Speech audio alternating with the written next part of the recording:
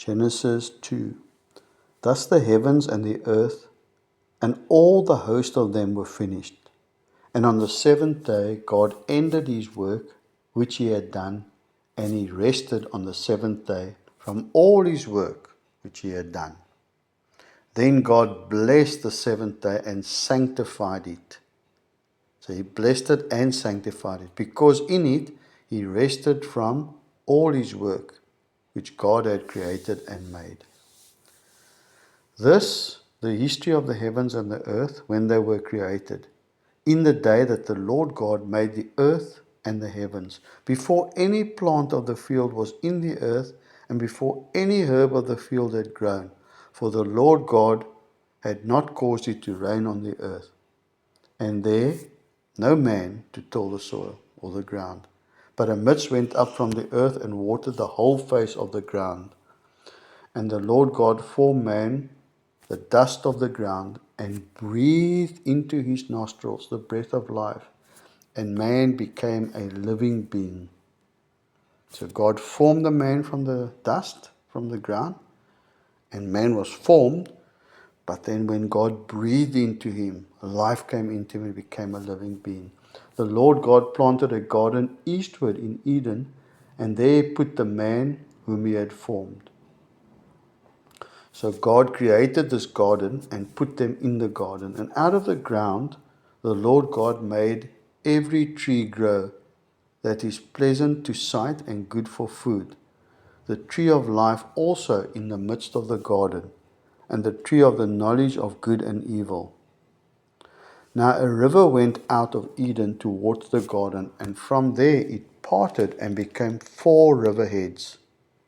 The name of the first, Pishon. It is the one that skirts the whole land of Havilah, where there is gold, and the gold of that land is good. Bdelem and the onyx stone are also there. The name of the second river is Gihon. It is the one which goes around the whole land of Cush. The third of the river is Hiddekel. It is the one that goes towards the east of Assyria. The fourth river, the Euphrates. Then the Lord God took the man and put him in the garden of Eden to tend and to keep it. And the Lord God commanded the man, saying, of every tree of the garden you may eat freely, but this particular tree of the knowledge of good and evil you shall not eat, for in the day that you eat of it you shall surely die. And the Lord God said, it is not good for man to be alone. I will make him a helper comparable to him. Out of the ground the Lord God formed every beast of the field and every bird of the air, and brought them to Adam to see what he would call them. And whatever Adam called each living creature, that was its name. So Adam gave names to all cattle, to the birds of the air, and to every beast of the field. But for Adam there was not found a helper comparable to him. So it's interesting here, the capacity, his brain capacity to name, to retain, and to recall. And this is all knowledge, and sometimes we run with knowledge, but there's something missing in Adam here, or from Adam, or for Adam, and it's intimacy.